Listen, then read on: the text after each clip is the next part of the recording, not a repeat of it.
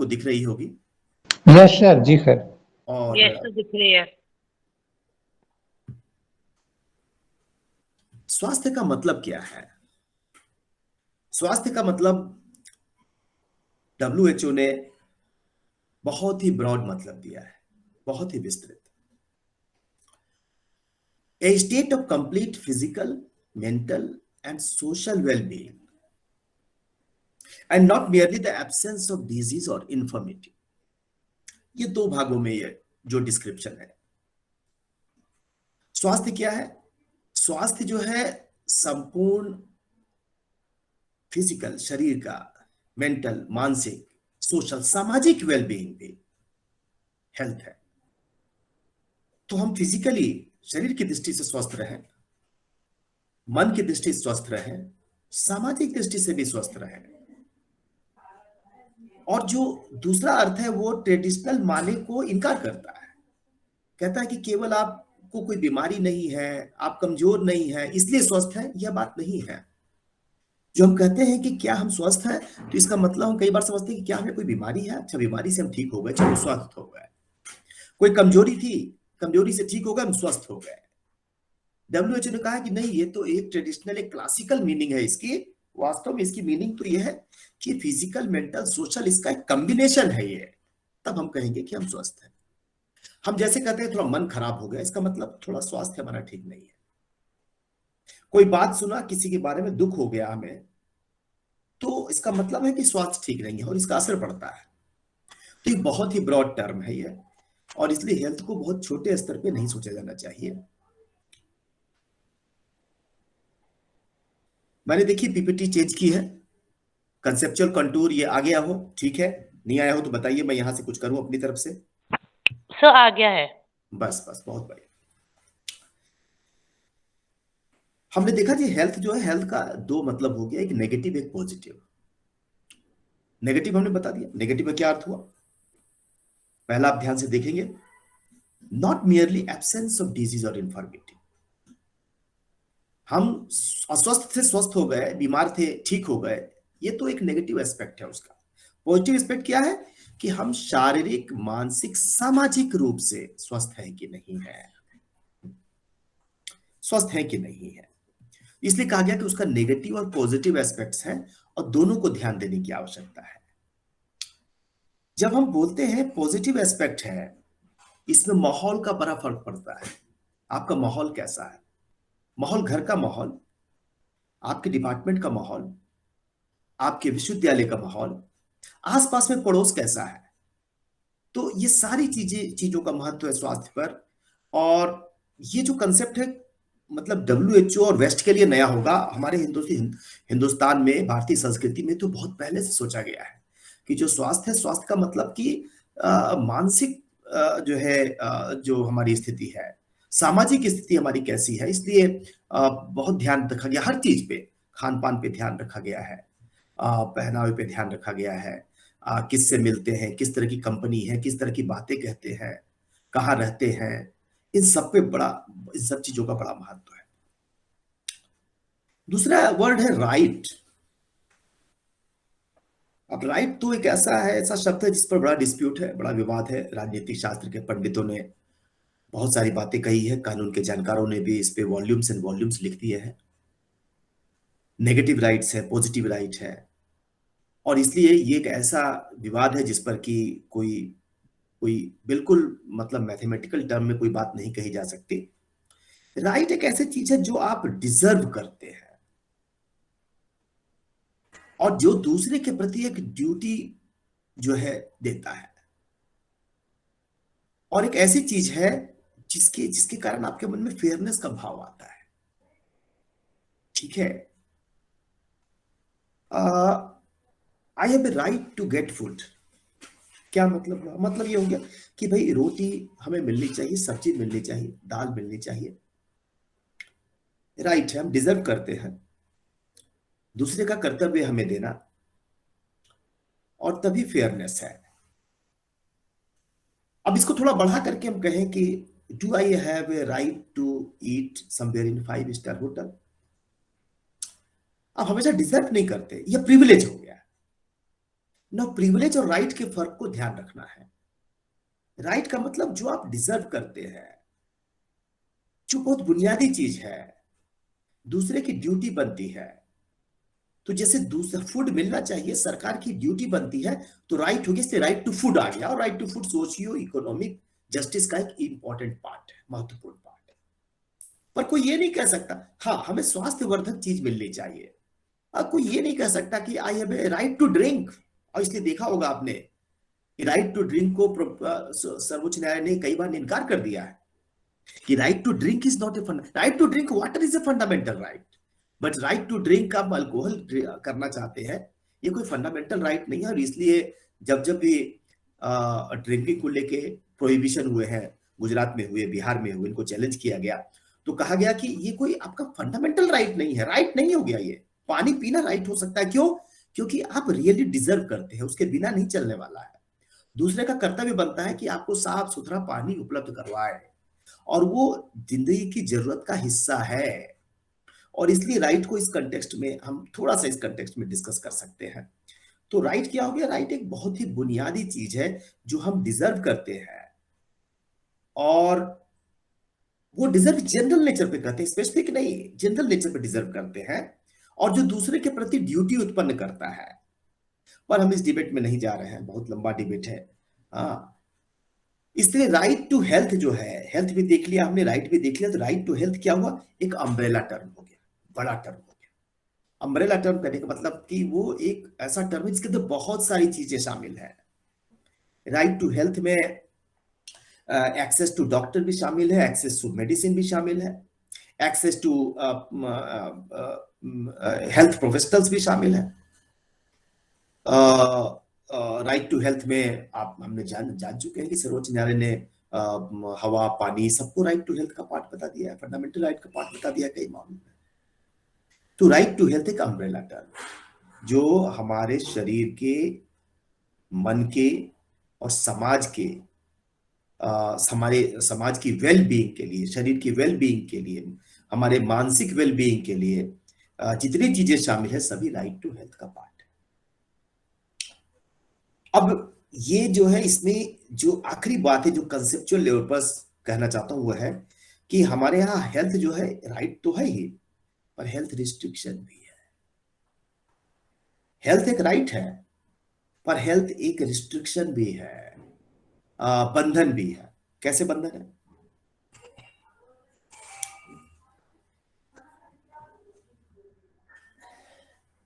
Constituent assembly पे बाद में आएंगे। बंधन इस प्रकार से है कि अगर हम में से अधिकांश लोग, बताया गया कि कानून के विद्यार्थी हैं, कई जो है अगर राजनीति शास्त्र में होंगे तो राजनीति शास्त्र के जो लोग हैं वो भी अधिकारों के बारे में जानते हैं, संविधान के बारे में जानते हैं। जो राजनीति शास्त्र में नहीं है, किसी और विषय के, उनको शायद थोड़ी सी दिक्कत होगी, तो मैं उनके लिए थोड़ा सा विस्तार करना चाहता हूं कि जब रिस्ट्रिक्शन की बात करते हैं, हेल्थ एज ए रिस्ट्रिक्शन, तो उसका क्या मतलब होता है? हेल्थ एज ए रिस्ट्रिक्शन का मतलब हो गया कि क्या स्वास्थ्य कभी कभी हमारे ऊपर कोई बंधन भी डालता है? भारत के संविधान में इसके प्रावधान दिए गए हैं। सबसे पहला जो प्रावधान मैं कहूंगा रिस्ट्रिक्शन की दृष्टि से है, वो है आर्टिकल 25। आर्टिकल 25 है right to freedom of religion. हमें धर्म की स्वतंत्रता का अधिकार है। इसमें एक रिस्ट्रिक्शन हेल्थ भी है। हमारे धार्मिक स्वतंत्रता के अधिकार पर, हेल्थ के आधार पर, स्वास्थ्य के आधार पर रिस्ट्रिक्शन लगाया जा सकता है। कहीं का पानी खराब हो गया, गंगा का पानी, गंगा को पवित्र मानते हैं, मां मानते हैं, उसका पानी खराब हो गया, लेकिन अब जो है हम, चूंकि हम धार्मिक व्यक्ति हैं और धार्मिक होने के कारण थोड़ा थोड़ा हम कभी कभी मतलब कि सोचने लगते हैं कि नहीं नहीं नहीं, अरे भाई धर्म से जुड़ी चीजें, ये पानी, गंगा का पानी खराब कैसे होगा? लेकिन सच्चाई यही, गंगा का पानी खराब हो गया है, मछलियां नहीं है वहां पे, ऑक्सीजन का लेवल बहुत खराब हो गया है उसमें, और अगर हम और आप उसको पिएंगे, कुछ स्थानों पर उसका उपयोग करेंगे, तो हमारे स्वास्थ्य के लिए नुकसान हो सकता है। तो ऐसे मामलों में सरकार चाहे तो वो प्रतिबंध लगा सकती है कि हेल्थ के आधार पर कि आप जो है गंगा का पानी नहीं पी सकते। ऐसा कई कुंडों के साथ हुआ है। हम बहुत पवित्र मानते हैं, पर हुआ ये है कि उसे हमने गंदा कर दिया है और लगातार गंदा कर रहे हैं, उसको प्रदूषित कर रहे हैं लगातार। हम अगली जनरेशन के लिए पता नहीं क्या छोड़ के जाएंगे। तो हेल्थ के आधार पर प्रतिबंध लगाया जा सकता है। और इसलिए आपने देखा होगा कि कोविड के दौरान मंदिरों, मस्जिदों सबको बंद कर दिया गया था कि भाई ठीक है, आपका रिलीजन का राइट तो है, घर पे जाके पूजा करिए। मस्जिद और मंदिरों में पूजा करना बहुत आवश्यक नहीं है। इसके लिए बड़ी मुकदमेबाजी हुई। हम भी बहुत जोर शोर से लग गए। कुंभ में सबको जाने की अनुमति होनी चाहिए। हम खुलकर होली मनाएंगे, हम जो है खुलकर दिवाली मनाएंगे, हम पूरा पटाखे छोड़ेंगे, हमारे धर्म का पाठ हो गया। लेकिन हम ये ध्यान नहीं दे पा रहे हैं कि इसके कारण अगर हमारे स्वास्थ्य को नुकसान हो रहा है, और स्वास्थ्य को लगातार नुकसान हो रहा है, एक दिन दो दिन की बात नहीं है, तो इसके ऊपर प्रतिबंध लगाया जा सकता है। ये प्रावधान भारत के संविधान में हमारे संविधान शिल्पियों ने 1950 में ही डाल दिए थे, 50 में ही। तो इसलिए जो है कभी कभी हम धार्मिक दृष्टि से चीजों को बात करने लगते हैं, और समाज के लिए अच्छा क्या है, हमारे लिए अच्छा क्या है, स्वास्थ्य के लिए अच्छा क्या है, देश के लिए अच्छा क्या है, इस पर ध्यान नहीं देते। दिवाली पे जो रिस्ट्रिक्शंस लगे थे उस पर तमाम तरह की बातें कही गई, या कभी जो है किसी धार्मिक स्थल पे कोई रिस्ट्रिक्शन लग जाता है तो हम तमाम तरह की बातें कह के धार्मिक रूप से उसको देखने लगते हैं, लेकिन हमारे संविधान में उसका प्रावधान है, और इसलिए कम से कम इंटेलेक्चुअल्स लोगों को इन बात का ध्यान रखना चाहिए। दूसरा जो रिस्ट्रिक्शन है, फिर से हम देखें तो 26 में है, आर्टिकल 26 में फिर एक हेल्थ रिस्ट्रिक्शन है, ठीक है, और वो भी फ्रीडम ऑफ रिलीजन जुड़ा हुआ है। तो हेल्थ जो है हमारे ऊपर एक रिस्ट्रिक्शन भी है, कॉज करता है, राइट टू वो है ये। अब हम उन प्रावधानों को थोड़ा देखने का प्रयास करेंगे कि वो प्रावधान कहाँ कहाँ है जहां पर कि हेल्थ जो हमारा है उसके बारे में अधिकारों की बात की गई है। पहला महत्वपूर्ण प्रावधान है जो अलिखित प्रावधान है। हम इन प्रावधानों को दो भागों में बांट सकते हैं, लिखित प्रावधान जो भारत के संविधान से जुड़े हुए हैं, और अलिखित प्रावधान। और आश्चर्य की बात यह है कि जो अलिखित प्रावधान है वो ज्यादा अधिभावी हो गए हैं, ज्यादा महत्वपूर्ण हो गए, they become more important. Article 21 अनुच्छेद 21 भारत के संविधान का अनुच्छेद 21 बहुत ही छोटा अनुच्छेद है, बहुत ही छोटा, जो प्राण या जीवन की स्वतंत्रता की बात करता है कि किसी व्यक्ति को उसके प्राण या दैहिक स्वतंत्रता से विधि द्वारा स्थापित प्रक्रिया के अनुसार ही वंचित किया जाएगा, अन्यथा नहीं। छोटा सा प्रावधान है, पर छोटा होते हुए भी कितना महत्वपूर्ण, कितना बलशाली प्रावधान है, ये जो कानून के विद्यार्थी है जानते हैं इस बारे में। तो अनुच्छेद 21 में राइट टू हेल्थ, स्वास्थ्य का अधिकार एक मौलिक अधिकार है, इसमें संदेह की कोई गुंजाइश नहीं रह गई है। यह मौलिक अधिकार किस सीमा तक है यह जानने का थोड़ा प्रयास करेंगे, लेकिन मौलिक अधिकार के रूप में स्वास्थ्य का अधिकार स्वीकार कर लिया गया है सर्वोच्च न्यायालय द्वारा। ये 1989 में भी परमानंद कटारा का मामला था, उसमें स्वीकार किया गया। फिर पश्चिम बंग खेत मजदूर सभा का मामला था 1996 का, उसमें स्वीकार किया गया। फिर कन्फेडरेशन ऑफ एक्स सर्विसमैन वाला केस है 2006 का, जो कॉन्स्टिट्यूशन बेंच का केस है, उसमें स्वीकार किया गया। उसके बाद तो इस तरह के कई मामले हैं जिसमें स्वीकार किया गया कि राइट टू हेल्थ जो है वो हमारा फंडामेंटल राइट है। लेकिन ये ध्यान रखना है कि चूंकि हम विद्यार्थी तो है नहीं, विद्यार्थियों को ये बात बता दी गई और वो ध्यान कर लें, हम अध्यापक हैं। ध्यान रखना है कि ये अधिकार के रूप में स्वीकार किया गया है, लेकिन इसका यह अर्थ नहीं है कि मौलिक अधिकार के रूप में हर जगह प्रयोग किया जा सकता है। हम इसकी चर्चा करेंगे जब गंभीरता से इन मामलों को पढ़ेंगे, तो हम देखेंगे कि जब हम कहते हैं कि मौलिक अधिकार हो गया, इसका वास्तव में अर्थ क्या है, और हम पाएंगे कि बहुत बहुत अभी इसमें काम करने की आवश्यकता है, बहुत स्पष्ट काम नहीं हुआ है। दूसरा जो हम देखेंगे आर्टिकल 21 के बाद वह हम देख सकते हैं फिर राज्य की नीति के निदेशक तत्व, जो कि भाग 4 में दिए गए हैं। भाग 3 में मौलिक अधिकार है। मौलिक अधिकार का महत्व सबसे ज्यादा क्यों है, हम में से सब लोग जानते हैं। मौलिक अधिकार के रूप में ज्यादा महत्व है। डायरेक्टिव प्रिंसिपल में भी है, पर मौलिक अधिकार के रूप में ज्यादा महत्व है। डायरेक्टिव प्रिंसिपल में कहां है, आर्टिकल 39 में क्या कहा गया है 39 में कहा गया है कि the state shell in particular direct policy towards securing that the health and strength of workers, men and women, and the tender age of children are not abused, and children are not forced by economic necessity to enter avocations this.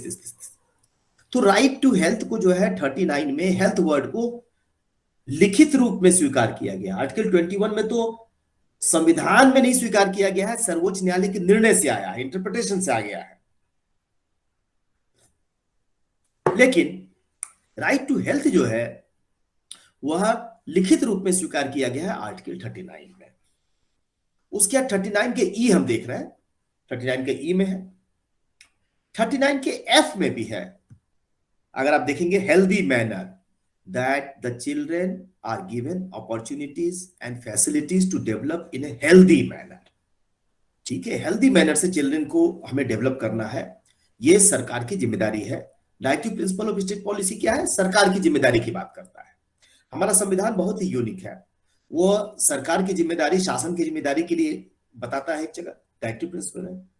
हमारे अधिकारों के बारे में बताता है एक जगह, जैसे फंडामेंटल राइट में, और हमारी ड्यूटी के बारे में बताता है फंडामेंटल ड्यूटी में। और इसलिए यूनिक संविधान, इसलिए थोड़ा विस्तृत भी है। इसके बाद अगला प्रावधान कौन सा हो सकता है? 41 39 का ई हो गया, 39 का एफ हो गया, अब हो गया 41 में भी हेल्थ वर्ड का इस्तेमाल तो नहीं किया गया है, लेकिन जो शब्द इस्तेमाल हुए हैं 41 में, और मैं आपसे अनुरोध करूंगा कि चूंकि ये टेक्नोलॉजी का जमाना है तो आप भी हमारे साथ साथ अपने बेयर प्रोविजन ओपन रखें आप, और तुरंत आप सर्च कर लें अपने मोबाइल पे आर्टिकल 41, ठीक है, और 41 में आप खुद देखें हमारे साथ साथ क्या क्या वर्ड इस्तेमाल हुआ है। The state shall within the limits of economic capacity and development make effective provision for securing right to work, to education. Work और एजुकेशन सोशियो इकोनॉमिक राइट्स के पार्ट है, work and education. Public assistance in cases of unemployment. अब इसके बाद जो 3 शब्द प्रयोग किए गए हैं वो हेल्थ से जुड़े हैं। कौन कौन से वर्ड है? Old age, sickness and disablement. तो जो ऐसे लोग हैं जो वृद्ध हैं, और हमारे घर में भी है, परिवार में भी है, सबके परिवार में है वृद्ध लोग, और हम सब भी होंगे, ये एक मैंडेटरी प्रोसेस है, ठीक है, और उस प्रोसेस में हम सबको होके गुजरना है। हाँ, और कभी कभी जो है हम ये बात भूल जाते हैं, इस बात को हम भूल जाते हैं कि वृद्ध तो हम भी होंगे और हम भी इस प्रोसेस से होके गुजरेंगे। और इसीलिए कभी कभी मैंने देखा, आज ही अखबार में पढ़ रहा था कि सर्वोच्च न्यायालय ने आदेश दिया है, लड़के को आदेश दिया है कि अपने पिताजी को 10,000 रुपया वो खाने पीने के लिए दे, उसके भरण पोषण करे। तो शर्मनाक बात क्या हो सकती है कि सर्वोच्च न्यायालय में जाकर के एक वृद्ध पिता को अपने बेटे से मांग करना पड़ रहा है। ये हमारी संस्कृति का सीधा सीधा मजाक है। हमको सोचना होगा हम किस दिशा में जा रहे हैं। वेस्ट का इतना इन्फ्लुएंस हो गया हमारे ऊपर कि एक पिता को अपने मतलब अपने भरण पोषण के लिए सर्वोच्च न्यायालय जाके मांग करनी पड़ती है। हाँ, ये तो हमारे संस्कारों संस्कृति का भाग नहीं था कभी भी, और ये बुराई हमने वेस्ट से अच्छी चीज लेनी चाहिए। ये बुराई हमने कहां से ले ली है? और ऐसा नहीं है कि ये हम कोई एक्सेप्शनल बात कर रहे हैं। बड़ी संख्या में वृद्धाश्रम खुल रहे हैं, और मतलब कि हमारा जो कम्युनिकेशन गैप है हमारे वृद्धों के साथ ऐसा हो रहा है कि हमारे साथ नहीं रहना चाह रहे हैं। मैं इस बात से सहमत हूं कि जो वृद्ध लोग हैं वो भी समय के साथ उनके अंदर थोड़ा इस प्रकार की बातें आ जाती है कि वो नए डेवलपमेंट को एक्सेप्ट नहीं कर पाते। ठीक है, और वो स्वाभाविक है, हम भी नहीं कर पाएंगे। 10 साल 15 साल बाद चीजें बदल जाएगी तो शायद हम भी उतना एक्सेप्ट ना कर पाए, ठीक है, लेकिन वो पार्ट ऑफ लाइफ हो जाएगी उस समय। हाँ, तो मैं ये चर्चा कर रहा था इसमें कि ये स्वास्थ्य को लेकर जो हम बात कर रहे हैं, जो WHO ने कहा वेल बीइंग का मतलब मेंटल वेल बीइंग, और ओल्ड एज जो है mental well being, social well being का बहुत बड़ा हिस्सा है ओल्ड एज। और ये हमारे हाथ में है, आपके हाथ में है। और क्या है? समय निकालकर, अपने से समय निकालकर थोड़ा ज्यादा समय देना है उनको, उनसे बातें करनी है। और वो बातें हमारे आपके काम की नहीं होगी बहुत ज्यादा, लेकिन फिर भी थोड़ा समय निकाल के बात करनी है। ऐसा कैसे हो जाता है कि मैं कभी कभी बात करता हूँ लोगों से कि भाई पिताजी से कब बात की आप या माताजी से कब बात की, 4 दिन हो गए। अरे भाई 4 दिन क्यों हो जाते हैं बात करने में, इतने व्यस्त हो गए हम कि हम फोन जो है डायल करके हेलो भी नहीं कह सकते माता पिता को अपने। हाँ, तो बच्चे क्या सीखेंगे।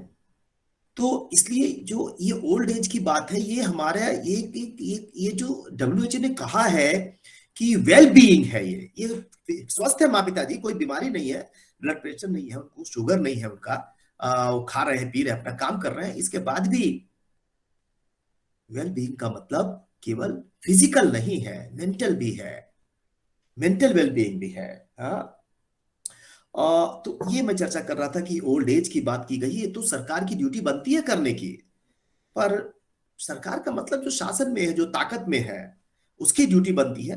हाँ, अगला जो प्रावधान है वो है 42। आपको ध्यान होगा, जस्ट रिवीजन के लिए एक बार फिर से, आर्टिकल 21 तो हुआ unwritten provision, unwritten provision, but most importantly very effective, most powerful, most powerful.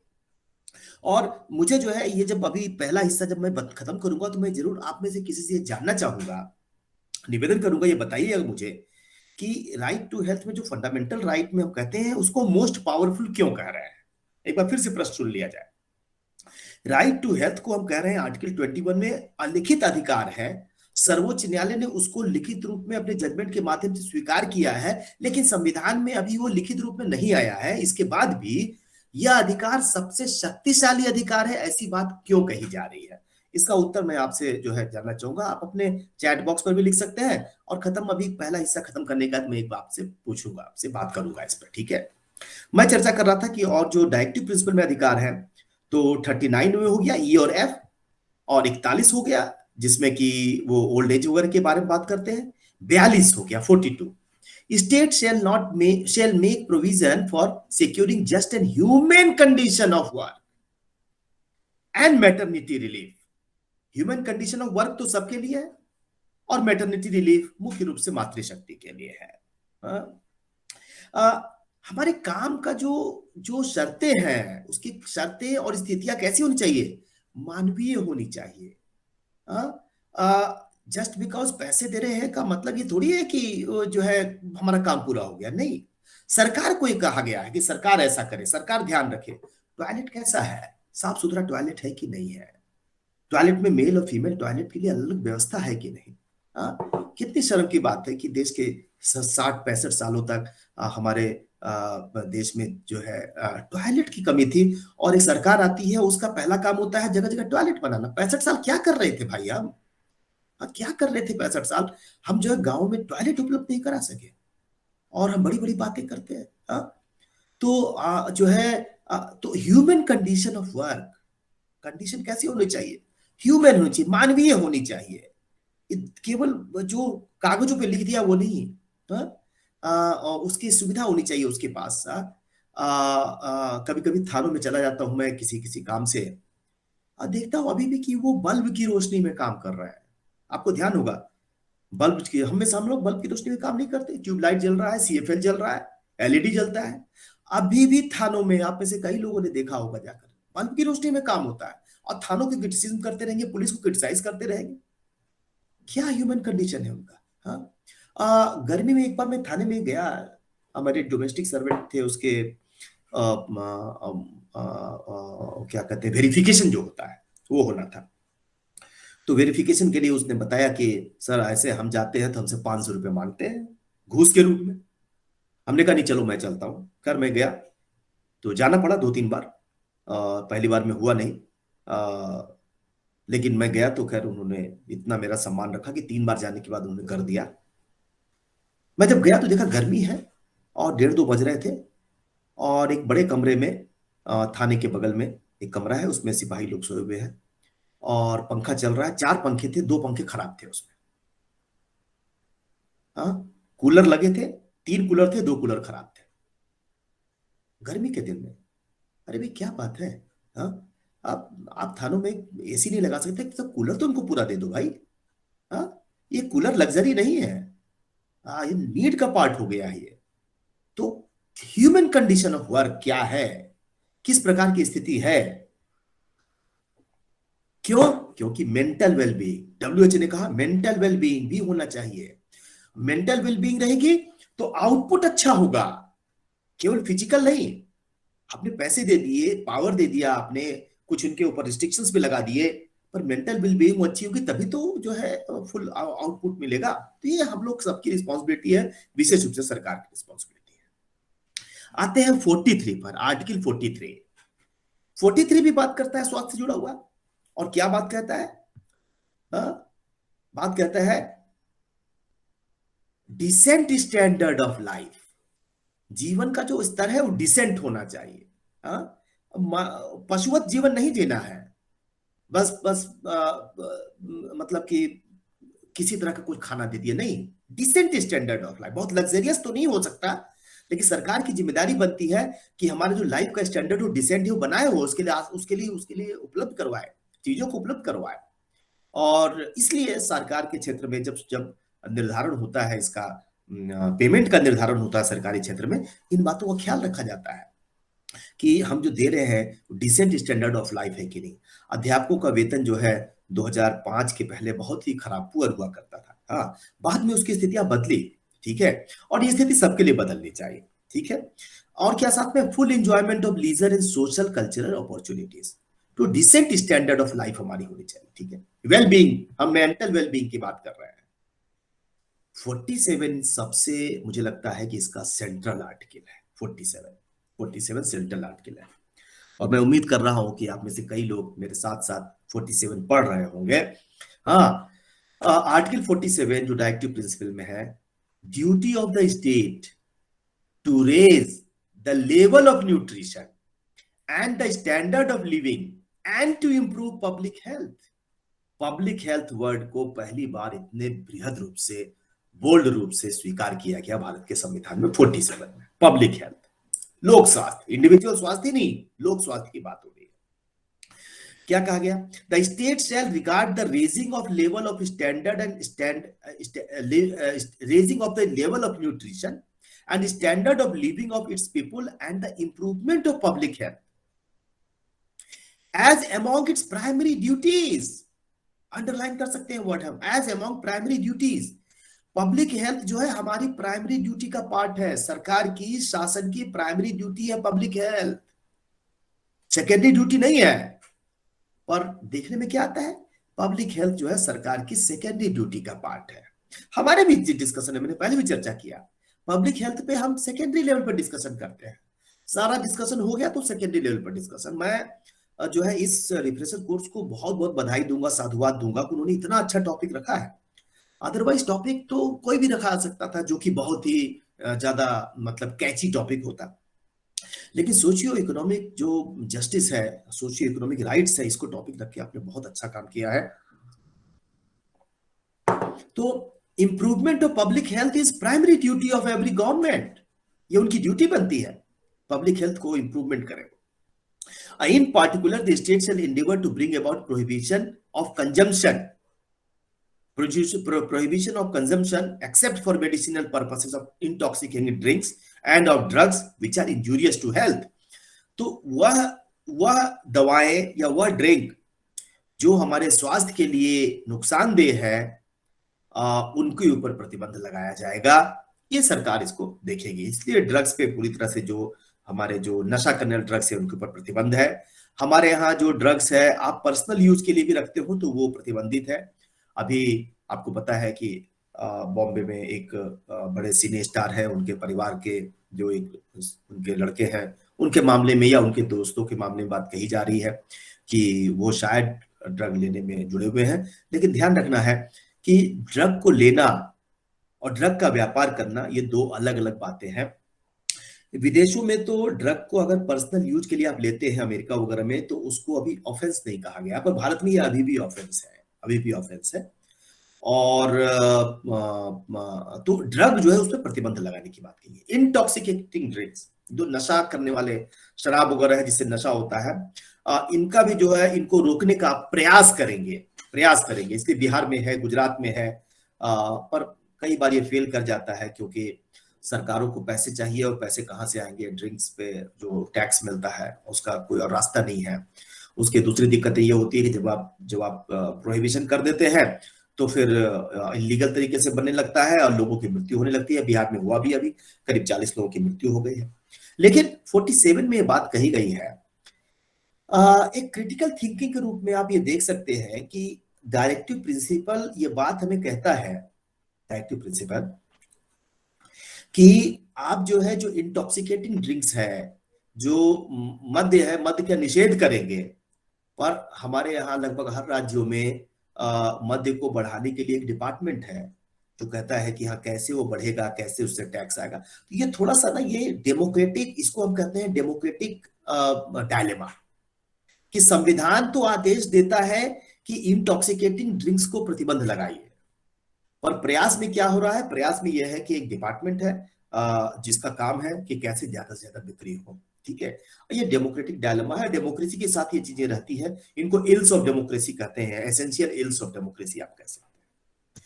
तो ये जो है प्रोविजन में चर्चा कर रहा था कि कहां कहां प्रोविजन है। हम लोगों ने प्रोविजन देख लिया मौलिक अधिकार में, हम लोगों ने प्रोविजन देख लिया राज्य की नीति निर्देशक तत्व में। अब आते हैं, देखते हैं भारत के संविधान में शेड्यूल्स भी है, अनुसूचियां हैं, 12 अनुसूचियां हैं भारत के संविधान में।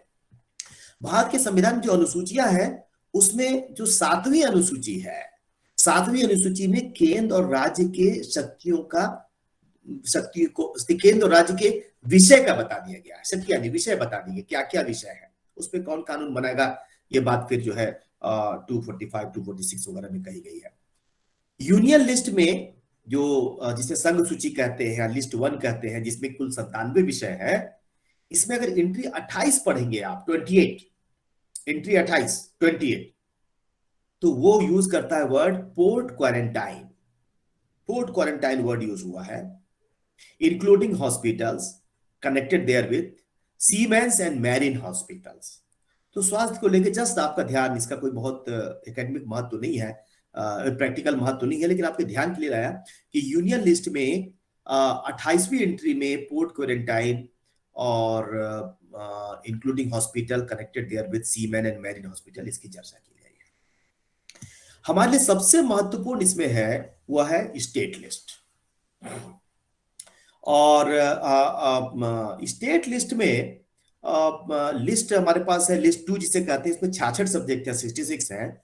इसकी जो एंट्री 6 है, एंट्री 6 में public health, sanitation, hospital and dispensary की बात है। एंट्री 6 स्टेट लिस्ट, राज्य सूची, लिस्ट 2 लोक स्वास्थ्य, सफाई, अस्पताल और डिस्पेंसरी। ये किसके जिम्मे है, ये राज्यों का विषय है, राज्य इसकी चिंता करेंगे। एंट्री 6 में है, इसका मतलब यूनियन लिस्ट का विषय फिलहाल नहीं है। कॉन्करेंट लिस्ट है, कॉन्करेंट लिस्ट में लिस्ट 3 है, 47 सब्जेक्ट होते हैं कॉन्करेंट लिस्ट में। इसमें एंट्री 23 है, ये सोशल सिक्योरिटी और सोशल इंश्योरेंस की बात करता है। और जैसा मैंने चर्चा किया, वेलबीइंग जो है वो सोशल वेलबीइंग भी है, इसी के अंतर्गत डिजास्टर मैनेजमेंट एक्ट 2005 वगैरह बना है।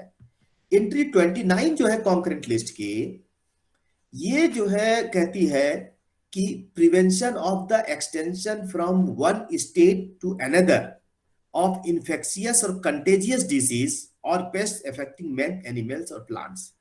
ये कॉन्करेंट लिस्ट का विषय है कि यदि इन्फेक्शियस डिजीज है, जो डिजीज फैल सकती है किसी कारण से एक दूसरे पर, ऐसी जो डिजीज है उसका जो इन्फेक्शन है उसको प्रिवेंट करने की जिम्मेदारी कॉन्करेंट लिस्ट में ये विषय है। तो ये राज्य और केंद्र दोनों की जिम्मेदारी है, और इसी के कारण एपिडेमिक डिजीज एक्ट 1897 में बहुत पहले बना था। राज्य सरकार भी जो ऐसे, केंद्र सरकार ने भी इसी के आधार पर अपनी शक्तियों का प्रयोग किया है, और प्रयोग करके जो डिजीज है, कोविड जो डिजीज है कोविड-19, उसके कंटेक्स्ट में शक्तियों का प्रयोग किया है। राज्य सरकारों ने भी इसी शक्ति का प्रयोग किया है एंट्री 29 में। शेड्यूल में जो शेड्यूल 7 के अलावा और भी शेड्यूल है जो हेल्थ की बात करते हैं। 11th शेड्यूल को ले लीजिए आप, बहुत कम लोग, हम लोग को शायद पता नहीं होगा। 11th शेड्यूल में पंचायतों के अधिकारों की बात की गई है, शक्तियों की बात की गई है। उसमें एंट्री जो 23 है, एंट्री 23, उसमें हेल्थ, सैनिटेशन, इसकी चर्चा है, जो पंचायत से जुड़े हैं, पंचायत से जुड़े हैं। हाँ प्रबोध जी, आपके प्रश्न को भी विजय जी और प्रबोध जी, आपके प्रश्न को लेंगे हम। आप आप चाहे तो चैट बॉक्स में डाल दीजिए तो थोड़ा आसान हो जाएगा, फिर हम बात करते हैं उस पर। हाँ, तो हम ये चर्चा कर रहे थे आपसे कि जो ये एंट्री 23 है 11th शेड्यूल में, वह स्वास्थ्य की बात करती है। 12th शेड्यूल है, 12वीं अनुसूची है। 12वीं अनुसूची में भी जो एंट्री 23 है, ये म्युनिसिपैलिटी के पावर की बात की गई है। 12th अनुसूची, 12वीं अनुसूची में वहां एंट्री 23 है, वह भी हेल्थ और सैनिटेशन की बात करती है, प्राइमरी हेल्थ सेंटर की बात करती है। इसके बाद 6th शेड्यूल जो है, 6th शेड्यूल जुड़ा हुआ है ट्राइबल एरियाज के एडमिनिस्ट्रेशन से। यहां भी थोड़ा सा जो है आसाम के कंटेक्स्ट में पब्लिक हेल्थ को लेकर थोड़ी सी बात की गई है, आसाम के कंटेक्स्ट में। अभी 2016 में जो संशोधन हुए हैं, संविधान का संशोधन, उसमें जीएसटी के कंटेक्स्ट में जो संशोधन हुआ है आर्टिकल 279A में, वहां पे थोड़ा सा जो है डिजास्टर को लेकर चर्चा हुई है। और डिजास्टर जो है अभी हम देख रहे हैं, जो चूंकि अभी जो कोविड वही डिजास्टर था, इसलिए इस कंटेक्स्ट में आपसे चर्चा इसकी आपको दिया। कुल मिला के संविधान में अगर हम देखें संविधान में, तो एक बार इसका रिवीजन हम कर लें एक बार फिर से। संविधान में जो स्वास्थ्य वर्ड है, वो अधिकार के रूप में जो है, वो स्वास्थ्य जो है वो अधिकार भी है और रिस्ट्रिक्शन भी है। रिस्ट्रिक्शन के रूप में हम देख ही चुके कि आर्टिकल 25-26 में रिस्ट्रिक्शन बताया गया है, रिस्ट्रिक्शन लग सकता है। और अधिकार के रूप में फिर फर्दर हम दो भागों में बांट देते हैं, एक जो लिखित रूप में है और दूसरा अलिखित रूप में है। अलिखित रूप में आर्टिकल 21 में है, पर सबसे शक्तिशाली अधिकार है, जिसकी चर्चा मैं भी करूंगा आगे। और लिखित रूप में हमारे पास स्वास्थ्य वर्ड का इस्तेमाल, पब्लिक हेल्थ का इस्तेमाल 47 में किया गया है। और उसके अलावा जो है बाकी हेल्थ वर्ड का इस्तेमाल 39E में किया गया है, हेल्दी मैनर वर्ड का इस्तेमाल 39F में किया गया है। 41 में जो है हेल्थ वर्ड का इस्तेमाल तो नहीं है, लेकिन ओल्ड एज सिकनेस की बात की गई है। 42 में ह्यूमन कंडीशन की बात की गई है, मैटरनिटी रिलीफ की बात की गई है। और 43 में जो है वो बात की गई है डिसेंट स्टैंडर्ड ऑफ लाइफ की। और 47 में पब्लिक हेल्थ की बात की गई, जो शायद सबसे इंपॉर्टेंट आर्टिकल है हमारे लिए। उसके बाद 7th शेड्यूल में भी ये सब बातें की गई है। तो ये जो है एक मैंने आपके सामने मैंने ये रखा है कि ये एक मतलब कि हमारे पास लीगल रेजिम किस प्रकार का है, लॉ हमारे पास क्या है, क्या कहता है इस संबंध में लॉ, इसकी हम चर्चा कर रहे थे। मैं अब उस प्रश्न पे आता हूं कि मौलिक अधिकारों के रूप में हम कहते हैं कि स्वास्थ्य का अधिकार एक मौलिक अधिकार है, जिसे कई मामलों में सर्वोच्च न्यायालय ने घोषित किया है। ये सबसे शक्तिशाली अधिकार है। मैं यही निवेदन कर रहा था आपसे कि ये सबसे शक्तिशाली अधिकार है, ये हम क्यों कह रहे हैं, क्या बात है। और ये उसलिए जरूरी है क्योंकि हमारे बीच में बताया गया है कि कई ऐसे हमारे विद्वान मित्र हैं जो शायद लॉ बैकग्राउंड से नहीं है। तो अगर आप में से कोई जो है जल्दी से इसका मुझे जवाब दे दे कि जब कहते हैं कि right to health fundamental right है और सबसे शक्तिशाली अधिकार है, हम ऐसा क्यों कहते हैं कि सबसे शक्तिशाली अधिकार है? कोई बताए आप में से।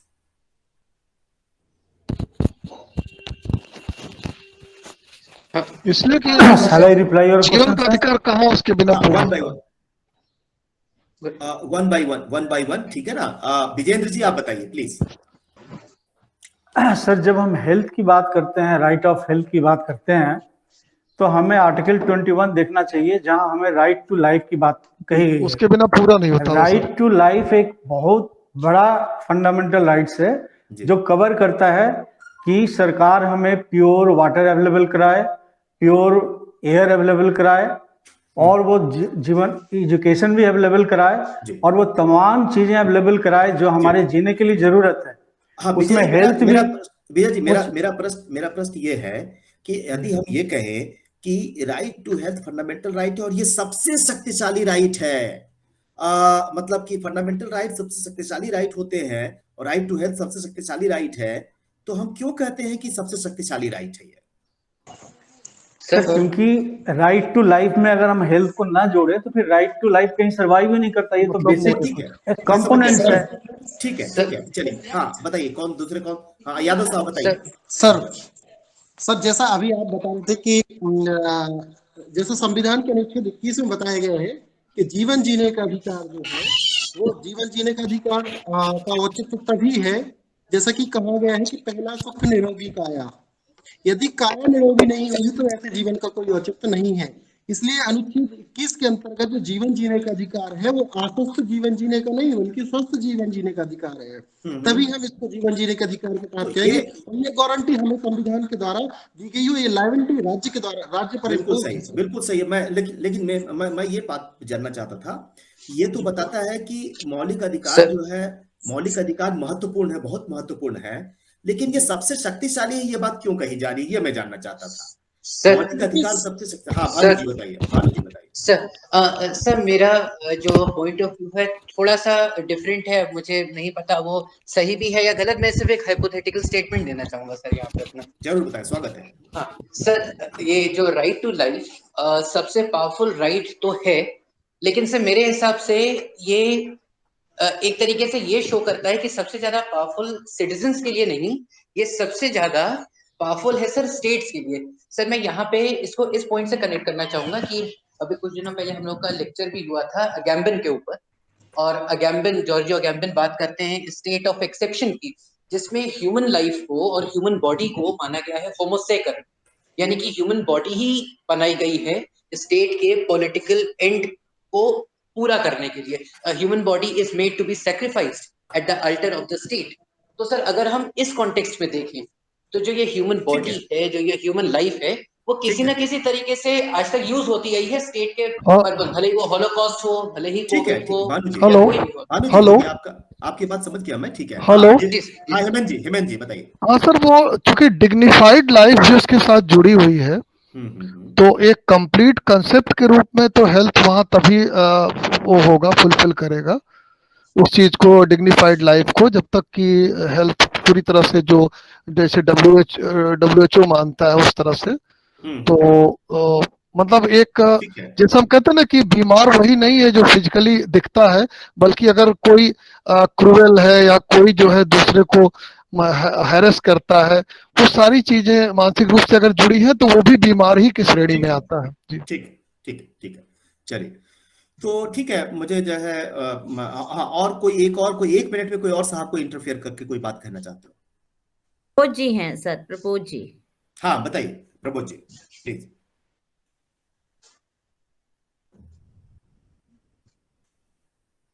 प्रबोध जी कोई बात कहना चाहते हो? May be sir, may be वो गलती से हाथ ही रेज हो गया हो। कोई बात नहीं, ठीक है। चलिए, तो ये जो है मौलिक अधिकार के रूप में राइट टू हेल्थ जो है वो जो है सबसे शक्तिशाली हम इसलिए कह रहे हैं। मौलिक अधिकार को शक्तिशाली कहने के पीछे कारण ये है कि भाई देखिए, हम लोगों ने जो बात कही वो कही है, बहुत महत्व है इसका, होना चाहिए। और सबसे शक्तिशाली क्यों है? कि सबसे शक्तिशाली इसलिए है कि अगर इस अधिकार का उल्लंघन होता है तो सीधे हम सर्वोच्च न्यायालय में जा सकते हैं 32 के अंतर्गत, और राज्य ऐसी कोई विधि नहीं बनाएगा जो कि हमारे मौलिक अधिकार का उल्लंघन करती हो। तो राइट टू हेल्थ जो है के संबंध में अगर कोई नेगेटिव कानून बनाया जाता है तो वो जो है मौलिक अधिकारों का उल्लंघन के आधार पर असंवैधानिक हो जाएगा। ठीक है, हम अगले पक्ष की ओर बढ़ते हैं, और अगला पक्ष उसमें है कि थोड़ी सी चर्चा मैं करना चाहता था कंस्टिट्यूएंट असेंबली डिबेट को लेकर। और कंस्टिट्यूएंट असेंबली डिबेट मुझे जरा सा ये ध्यान दिला दीजिए रुचि जी, मेरा समय कितने, 3:30 बजे तक है मेरा समय, 2:15 तक है, कितनी देर का है रुचि जी? सर ये हेल्थ के ही संदर्भ में क्यों, सभी के लिए है 32 में अगर फंडामेंटल राइट्स दिए तो फिर वो हेल्थ, राइट टू हेल्थ सबसे महत्वपूर्ण क्यों हुआ? Sorry to interrupt you.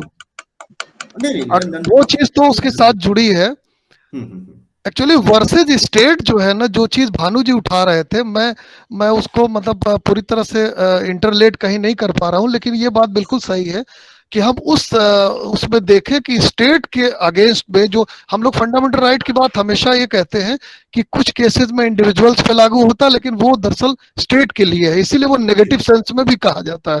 तो भानु जी ने जो चीज उठाई थी वो मुझे थोड़ी बहुत समझ में आ रही थी कि वो क्या कहना चाह रहे हैं जी। हमें उस तरफ देखना चाहिए। अगर आप ये कहते हैं कि कोई ऐसी चीज बताइए जिसके लिए वो बहुत ही ज्यादा इंपॉर्टेंट है। जी सर, ठीक है। हम लोग जो है इसको छोड़ के थोड़ा और आगे बढ़ते हैं। हाँ, संविधान सभा में जो बात की गई थी तो उसका थोड़ा सा महत्व अभी है हमारे लिए विशेष रूप से, इसलिए उसकी चर्चा मैं करना चाहता हूं आपसे। संविधान सभा में जब ये डिबेट चल रहा था तो मुख्य रूप से जो डिबेट चल रहा था, कई विषयों पर डिबेट हुआ, लेकिन एक डिबेट ये था कि हेल्थ को हम स्टेट लिस्ट में रखेंगे कि यूनियन लिस्ट में रखेंगे कि कॉन्करेंट लिस्ट में रखेंगे। और इस बात का प्रस्ताव आया था कि हमें जो है स्टेट को, ये हेल्थ को यूनियन लिस्ट में रखना चाहिए या कम से कम कॉन्करेंट लिस्ट में रखना चाहिए। यूनियन लिस्ट में रखने के कारण फायदा ये होता कि ये केंद्र की भी जिम्मेदारी हो जाती कि वह जो है उस पर कानून बना करके वह अस्पतालों और डिस्पेंसरी के संबंध में कोई वो अपनी बात कहता, उसको करना पड़ता अभी। और पर उस समय जो है जो हमारे संविधान शिल्पी थे उन्होंने उनको राज्य के लिस्ट में इसको डाल दिया, हेल्थ को राज्य के लिस्ट में डाल दिया। और शायद मुझे लगता है कि उस समय मतलब कि थोड़ी सी चूक हो गई, मैं ये समझता हूँ, और इसको राज्य की लिस्ट की बजाय निश्चित रूप से कॉन्करेंट लिस्ट में डालना चाहिए था।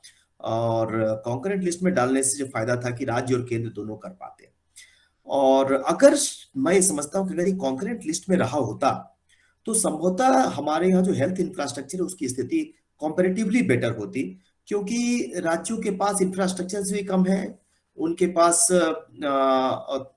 जो है वो मतलब कि कई बार राजनीति भी वहां हावी हो जाती है, और इसके कारण जो है कभी कभी जो है दिक्कत होती है। और इसलिए कॉन्करेंट लिस्ट में अगर ये होता हेल्थ तो ज्यादा बेटर होता, और इसलिए सुझाव के रूप में बात कही जा सकती है कि शायद हमें हेल्थ को स्टेट लिस्ट से निकाल करके कॉन्करेंट लिस्ट में डाल देना चाहिए। इस संदर्भ में सरकार की जो कमेटियां कुछ आई हैं उन्होंने भी ये सलाह दी है कि हेल्थ को हमें निकाल करके कॉन्करेंट लिस्ट में डाल देना चाहिए, क्योंकि कई बार क्या होता है कि केंद्र जो है अपना हाथ झाड़ लेती है यह कहते हुए कि भाई ये तो स्टेट लिस्ट का विषय, हम इस पे क्या इंटरफेयर करें, ठीक है। और राज्य कहते हैं कि हमारे पास रिसोर्सेज नहीं है, केंद्र को हेल्प करनी चाहिए। और अगर ये बात सही है कि केंद्र को हेल्प करनी चाहिए तो स्वाभाविक है कि इसको हमको कॉन्करेंट लिस्ट में डालना चाहिए। मैं समझता हूं कि इससे कंस्टिट्यूएंट असेंबली से ये एक लेसन हम ले सकते हैं कि किस प्रकार जो है इसको उन्होंने रखा स्टेट लिस्ट में, यह विश्वास करके कि शायद राज्य जो है वो बेहतर स्वास्थ्य की सुविधाएं उपलब्ध करा पाएंगे। लेकिन मुझे लग रहा है कि वहां पर थोड़ी चूक हो गई और राज्यों को उन्होंने कुछ ज्यादा ही महत्व दे दिया और ये कॉन्करेंट लिस्ट में आना चाहिए। ये जो स्लाइड है, इस स्लाइड्स हम देख रहे हैं, ये स्लाइड्स वगैरह हम चर्चा कर चुके हैं। पार्लियामेंट्री लेजिस्लेशंस की चर्चा मैं अब नहीं करूंगा, आपको मैं सीधे आऊंगा, कुछ केसेस को डिस्कस करूंगा, और इसलिए जुडिशरी ने कैसे रिस्पॉन्ड किया है ये मैं आपके सामने एक स्लाइड रखा हूं। ये जुडिशरी है, मुझे लग रहा है कि ये स्लाइड शायद अवेलेबल सबको दिख रही होगी। स्लाइड कोई एक व्यक्ति बता दे, स्लाइड दिख रही है ये judiciary, why judicial delineation is more important? ये सब दिख रहा है, बहुत बढ़िया। 5-6 इंपॉर्टेंट केसेस हैं, केसेस तो बहुत सारे हैं पर 5-6 इंपॉर्टेंट केसेस हैं जो जुडिशरी से जुड़े हुए हैं, और इन केसेस के बारे में जो नाम है हमें से अधिकांश लोग जानते हैं। मैं एक एक करके केस को डिस्कस करने का प्रयास करूंगा। परमानंद कटारा का मामला है, यूनियन ऑफ इंडिया 1989 का सर्वोच्च न्यायालय का निर्णय है, और ये मामला वास्तव में एक स्कूटर सवार थे, उन एक्सीडेंट हो गया था, अखबार में समाचार आया था, और उस कंटेक्स्ट में किसी ने सर्वोच्च न्यायालय मामला डाला था। तो सर्वोच्च न्यायालय ने उसमें 2-3 बातें कही। पहली बात तो उसने ये कही कि हमें जो है लीगल फॉर्मेलिटी के लिए वेट करने की जरूरत नहीं है। जैसे ही कोई इंजर्ड व्यक्ति पहुंचता है अस्पताल में तो डॉक्टरों को उसकी लीगल फॉर्मेलिटी की जरूरत नहीं है।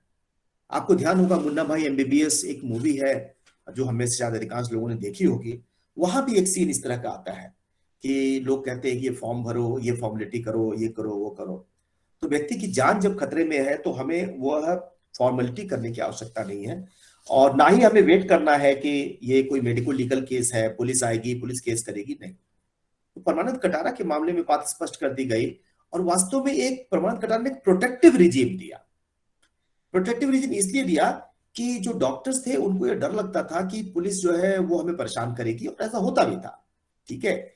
लेकिन परमानंद कटारा ने प्रोटेक्टिव रीजन दिया कि नहीं नहीं, इससे डॉक्टरों को घबराने की जरूरत नहीं है, वो पहला इलाज करें, बाद में बाकी फॉर्मेलिटी उनकी होती रहेगी। तो जिसको इमीडिएट मेडिकल एड चाहिए, इंजर्ड पर्सन है, उसको इमीडिएट मेडिकल एड चाहिए, तो उस मामले में हमें जो है या डॉक्टरों को या अस्पतालों को किसी का इंतजार करने की जरूरत नहीं है, और राज्य का कर्तव्य और डॉक्टरों का भी कर्तव्य है कि वो उसको तत्काल अटेंड करें। और ये नियम दोनों डॉक्टरों को लागू हो रहा है, चाहे वो प्राइवेट सेक्टर के डॉक्टर हो, चाहे वो सरकारी सेक्टर के डॉक्टर हो। और उसकी रीजनिंग क्या दी गई? उसकी रीजनिंग दी गई गोल्डन आवर रीजनिंग।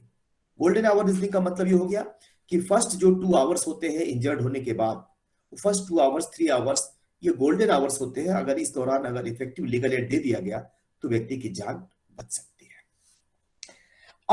अब इसको जो है, चूंकि हम अध्यापक हैं, एलएलबी की क्लासेस में तो ये सब बातें नहीं करते हैं, लेकिन मेरे दिमाग में जो प्रश्न है वो ये है, और शायद आप में से कोई जवाब देना चाहे तो मुझे बहुत खुशी होगी, कि क्या परमानंद कटारा की रीजनिंग अन्य मामलों में भी लागू कर सकते हैं हम? जैसे परमानंद कटारा तो जो है वो मुख्य रूप से उन मामलों में लागू है, सड़क पर किसी को जो है चोट लग गई तो परमानंद कटारा की रीजनिंग लागू हो गई। लेकिन अगर कोई हार्ट अटैक का पेशेंट पहुंच गया अस्पताल में, कोई सीरियस प्रेग्नेंट लेडी पहुंच गई अस्पताल में, सीरियस कोविड पेशेंट पहुंच गया अस्पताल में, तो क्या परमानंद कटारा की जो वो रीजनिंग है वहां लागू होती है? मैं ये समझ सकता हूं कि यहाँ कोई मेडिको लीगल केस का मामला नहीं है, इसलिए कोई आवश्यक नहीं है। लेकिन मान लीजिए डॉक्टर कहता है कि साहब परमानंद कटारा जो है वो तो इन्हीं मामलों में लागू होता है, और इन मामलों में बाकी जो मामले हैं, बाकी के जो मामले हैं, कितने बजे तक और क्लास चलेगी? थोड़ी देर ठीक है।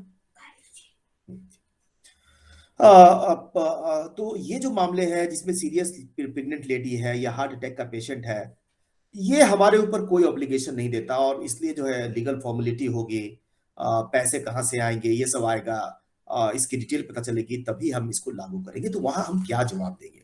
एक जो प्रश्न ये हमारे दिमाग में ये है। दूसरा जो प्रश्न जो मैंने नीचे लिख रखा है, तीसरा, कि इन मामलों में हमने आदेश तो दे दिया कि इमीडिएट मेडिकल एड आप देंगे इंजर्ड पर्सन को, और अब इंजर्ड पर्सन है उस जो है उसका सीटी स्कैन करना है, उसमें कॉस्ट लगने वाला है उसका, और भी तो इमीडिएट उसको जो है ऑपरेशन चाहिए वरना उसकी मृत्यु हो जाएगी। और एक प्राइवेट अस्पताल में पहुंच गए, सड़क पे देखा एक इंजर्ड आदमी है, हम पहुंच गए अस्पताल में, पहुंच गए, अस्पताल ने कहा कि साहब इनका तो तत्काल ऑपरेशन करना होगा, ऑपरेशन में जो है वो तो बहुत लंबा ऑपरेशन है, 1 लाख 1.5 लाख 2 लाख रुपए कॉस्ट है। हमने कहा भाई हम तो लॉ में पढ़े हुए हैं, हम तो जानते हैं परमानंद कटारा में बात कही गई है, हम क्या करेंगे? हम डॉक्टर को कहेंगे कि हमें जबरदस्ती करना है? डॉक्टर कहे भाई हमसे आप सर्विस ले लें, पर जो दवाई का खर्चा है वो कहां से आएगा? इसकी तो ड्रग्स लगनी है, दवाएं लगनी है, 5-5 हजार रुपए की दवा है, दवा का कॉस्ट है, कॉस्ट लिखा हुआ है, एमआरपी पे देंगे हम, 10% कंसेशन दे देंगे, पर इसमें लगभग 50 हजार रुपया खर्च होने वाला है। ऐसे में क्या होगा? कौन उस खर्च को बियर करेगा? तो क्या डॉक्टर और अस्पतालों को हम ये जबरदस्ती कहेंगे कि भाई तुम्हें चाहे इंजर्ड पेशेंट आ गया है, पर से पैसा लग रहा हो, कुछ भी लग रहा हो, तुम्हें देना पड़ेगा? अगर ऐसा करेंगे तो डॉक्टर तो बोलेंगे फिर भाई हम कैसे करेंगे, क्या अपने घर से थोड़ी देंगे हम? ये दूसरा क्वेश्चन ऐसा है जो कि मुझे बहुत दिन से मतलब परेशान कर रहा है। अगर आप में से कोई इसका जवाब देना चाहते हो तो मैं जरूर चाहूंगा। आप, मुझे ध्यान है कि आप लोगों ने दोनों प्रश्न को ध्यान दिया होगा। हाँ, सर नमस्कार, मैं डॉक्टर रामाशीष श्रीवास्तव। जी बताइए डॉक्टर साहब। सर यहाँ पर गवर्नमेंट के द्वारा एक स्कीम लाई गई है, आयुष्मान योजना, उसमें शायद कार्ड वगैरह भी रहता है, तो उस स्कीम को प्राइवेट वगैरह जो हॉस्पिटल है उसमें भी अप्लाई किया गया है। लेकिन अगर इम्प्लीमेंटेशन उस स्कीम का अगर अच्छे से होता है तो यहाँ बेनिफिट बहुत अच्छा मिलेगा, उसका बहुत अच्छा आएगा। ठीक है रामाशीष जी, मेरा प्रश्न जो है, मेरा प्रश्न ये है। हाँ बताइए। हाँ सर, मैं एक चीज कहना चाह रहा हूँ सर, वो तो प्रैक्टिकल बात कह रहे हैं सर रामाशीष जी। मेरा ये कहना, अगर इसका लीगल पॉइंट देखा जाए, कॉन्स्टिट्यूशनल बेस देखा जाए, तो इसमें जो स्वास्थ्य और चिकित्सा की बात कही गई है फंडामेंटल राइट के तहत, उसके इक्विवेलेंट कह दिया गया 21 के अधीन, इसमें सर दो चीजें हैं। जो चिकित्सा पाने का अधिकार है वो वाला हम उससे रिलेट कर लेते हैं कि पुलिस कार्रवाई बाद में हो, पहले उसको मेडिकल एड दी जाए। तो मेडिकल एड का सीधा मतलब सिर्फ पहले यहाँ उसके जीवन बचाने से है, डॉक्टर्स का रोल तो बाद में आता है।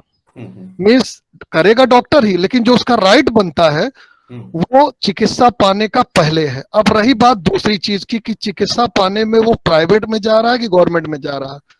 इसमें सर देखिए संवैधानिक आधार ये है कि अगर आप सरकारी की बात करते हैं या स्टेट से जो चीज आप लेना चाह रहे हैं, वहां पर अभी पूरी तरह से उस फील्ड को फंडामेंटल की तरह नहीं ट्रीट किया जा रहा, क्योंकि देखिए स्वास्थ्य से जुड़े चीजों को अगर जैसे पोलियो ड्रॉप हम फ्री में पिलवा रहे हैं या अभी जो वैक्सीन लगी वो स्टेट ने जो अफोर्ड कर सकता था वो उसने किया आपको, तो वो डायरेक्टिव प्रिंसिपल्स की तरह वो चीज उन्होंने की अपने तरफ से। लेकिन अभी आप ये क्लेम नहीं कर सकते जो आप कि हम एक हर हालत में हर चीज, जो अभी बीमार है, हार्ट का पेशेंट है या किसी गंभीर बीमारी से ग्रस्त है, तो वो कोर्ट में चला जाए और 21 के तहत उसको स्वास्थ्य का अधिकार मिल जाए। तो स्वास्थ्य का अधिकार अभी उस लेवल पर नहीं मिला है कि जो है हम किसी भी केस में चले जाएं कोर्ट में। ये जो चिकित्सा वाला पार्ट है वो वाला जरूर हमें मिला है उस तरह से 21 के इक्विवेलेंट करके उसके अधीन करके। लेकिन अभी पहला पार्ट जो है, पहला पार्ट बहुत कुछ स्टेट के अवेलेबिलिटी ऑफ रिसोर्सेज पे है, और जहां पे थोड़ा बहुत है वो ये है कि अगर इन्वायरमेंट से जुड़ा है, अगर कहीं वहां प्रदूषण की वजह से जान जा रही है तो वो गवर्नमेंट के ऑफिशियल्स को हम कोर्ट में खींच सकते हैं या उनको फोर्सफुल तरीके से लागू करवा सकते हैं। लेकिन वहां उसमें जो है पहले वाले पार्ट में यही बात अभी आ रही है कि वो अभी भी गवर्नमेंट के रिसोर्सेज पे डिपेंड कर रहा है, प्राइवेट को हम इसीलिए कंपेल भी नहीं कर पाएंगे क्योंकि उस रूप में फंडामेंटल राइट नहीं है सर वो। ठीक है। अच्छा विजय जी, आप भी कुछ आपने हाथ खड़ा किया हुआ, बताइए क्या बोल रहे हैं। सर आपके प्रश्नों का जवाब हमारे दोनों मित्रों ने दे दिया। मेरा सवाल सर थोड़ा सा कुछ अलग हटके है, इसीलिए मैं काफी देर से वेट कर रहा था। आप जब फ्री होने तो मुझे इजाजत दे तो मैं आपसे पूछूं। मुझे लग रहा है कि आप प्रश्न पूछ लीजिए, क्योंकि देखिए 3:20 हो गए हैं। ठीक है। शायद मेरा समय 3:30 तक का है, उसके बाद हो सकता है आपका सत्र हो, तो मैं उसको विलंब नहीं करना चाहता। जी सर, मेरा ये सवाल है कि whenever we talk about the health तो we understand the physical health. तो हम सब जानते हैं कि for physical health balance diet is required, good food is required, pure water is required, pure air, वो तो एक अलग चीज हो गई। Sir my question is this, what is the way to improve mental hygiene और mental health? This is my question. ठीक है। और देखिए हम लोगों तो देख ही लिया है कि मेंटल हेल्थ को WHO ने स्वीकार किया हुआ है, और इसलिए जब राइट टू हेल्थ की बात होती है तो इसलिए जब कहा गया अम्ब्रेला टर्म, इसका मतलब है कि राइट टू हेल्थ में सारी चीजें शामिल है। अब ये मेंटल वेलबीइंग के लिए तो हमारे यहाँ मेडिकल साइंस में डिपार्टमेंट बने हुए हैं। मेंटल वेलबीइंग को लेकर सुप्रीम कोर्ट में केसेस भी डाले गए थे जब ये कोविड का चल रहा था समय, कि मेंटल वेलबीइंग को ठीक करने के लिए कोविड के समय बहुत सारी तरह की दिक्कतें आ रही है लोगों की, लोग अलग अकेले पड़ रहे हैं, लोगों के जॉब छूट गए हैं, और तो इस कारण से मेंटल वेलबीइंग को लेकर भी करना चाहिए। तो सरकार ने इसमें हलफनामा दिया कि हाँ अपनी तरफ से प्रयास कर रहे हैं, उन्होंने अपनी एडवाइजरी जारी की है। और इसलिए जो मेंटल वेलबीइंग है वास्तव में ये सरकार की रिस्पॉन्सिबिलिटी तो है ही, पर उससे ज्यादा शायद समाज की रिस्पॉन्सिबिलिटी है, क्योंकि ये चीज जो है मानसिक चीजों से जुड़ी हुई है। हम जो है स्वस्थ हो सकते हैं, सरकारें दवा दे सकती हैं, हमें अस्पताल दे सकती हैं, 2-4-10 दिन के लिए एडमिट कर सकती हैं, पर मेंटल वेलबीइंग तो तब होगा जबकि उसके आसपास का माहौल ठीक होगा, उनसे हम बात करेंगे, उनकी चिंताओं से दो चार होंगे। और इसलिए ये बात बार बार कही गई है कि आप आपस में अपने बच्चों से, अपने माता पिता से आपस में भी संवादहीनता की स्थिति ना उत्पन्न होने दें, संवाद करें और जानें कि उनकी क्या क्या दिक्कतें हैं, उससे क्या आप एड्रेस कर सकते हैं। तो मेंटल वेलबीइंग जो है ये एक ऐसी चीज है जो कि मुझे लग रहा है कि इसका आंसर तो समाज को देना है। मैं आपको एक दो छोटे छोटे उदाहरण देता हूँ कि हम लोग गाड़ियों में बैठते हैं और मतलब कि कभी रिक्शे में बैठ गए हम, कभी हम ऑटो में बैठ गए, तो कभी कभी जो हमारे मित्र हैं उनकी आदत का पार्ट है ये, वो जरूर ऑटो वाले से काफी बातें करेंगे, वो 10 मिनट के लिए रहेंगे तो जरूर जानेंगे क्या काम करता है वो, और कितने बच्चे हैं, उसके परिवार में क्या दिक्कतें हैं, सरकार की जो स्कीम है, अभी एक मित्र ने चर्चा किया आयुष्मान की स्कीम है, सरकार की और भी स्कीम है, उसको मिल रही है कि नहीं, जानकारी है कि नहीं है। मैं कभी कभी पूछता हूँ कि भाई क्या तुम ये बातें करते हो यार, देखो हम लोग 15 मिनट 20 मिनट आधे घंटे, कोई है तो कोई जो है अपने मोबाइल पे कुछ देख लिया, किसी ने व्हाट्सएप पे कोई आंसर दे दिया, किसी ने कुछ पढ़ लिया, और तुम जो है उनसे बातें करते हो। तो उसने बार मुझसे बात कही है कि देखिए क्या है कि हम तो जो है सोशल साइंटिस्ट है और सोशल इंजीनियर भी रॉस्को पाउंड ने कहा है, और हमारा जो एक्सपेरिमेंट जो है, हमारा जो वो हॉल है, एक्सपेरिमेंट का हॉल है, सोसाइटी है, और जब हम इनसे बात नहीं करेंगे तो हम जानेंगे नहीं सोसाइटी में क्या चल रहा है। अखबारों के माध्यम से चीजें आती रहती है, जानकारी मिलती है, लेकिन फर्स्ट हैंड एक्सपीरियंस जो है उसका एक अलग महत्व होता है। तो मैं समझता हूं कि जो वेल बीइंग है, ये हम एक दूसरे से जब बात करके पूछते हैं कि आपके क्या हालचाल है, और ये हालचाल पूछना एक औपचारिकता मात्र नहीं है, यह जानने का प्रयास करना कि उसकी क्या दिक्कतें हैं, ये इसका एक बड़ा समाधान हो सकता है। इसका कोई और रेडीमेड आंसर मुझे ध्यान में नहीं है, ठीक है ना। कोई और सवाल हो तो आप ले सकते हैं आप लोग, क्योंकि 5 मिनट समय है हमारे पास, और एक केस में और डिस्कस जरूर करना चाहूंगा आपसे, पर इस बीच में अगर कोई और प्रश्न हो तो आप ले सकते हैं, आपको पूछ सकते हैं मुझसे। मैं जो है दूसरे इस पे जाना चाहता हूँ, एक दूसरे केस पे जाना चाहता हूँ। मैं चर्चा की, परमान कटारा की चर्चा की, बाद में consumer education and research centre का 95 का केस आया, और इसने कहा कि जो हैजार्डियस फैक्ट्रीज है, जो खतरनाक फैक्ट्री है, इसमें जो वर्कर काम करते हैं, इसके संबंध में और राइट टू हेल्थ की चर्चा की है वहां सुप्रीम कोर्ट ने, कि उनके पास राइट टू हेल्थ है, और यह कहा कि इवन इफ वर्कर रिटायर कर जाता है वहां से, इसके बाद भी उनका राइट टू हेल्थ खत्म नहीं हो जाता। तो ये एक बड़ा डेवलपमेंट था, क्योंकि जब तक वो फैक्ट्री में काम करते हैं तब तक जो है हेल्थ से जुड़े हुए लॉ उनके ऊपर लागू होते थे, लेकिन जब वो अपना काम बंद कर देते थे तो हेल्थ से जुड़े हुए लॉ लागू नहीं होते थे।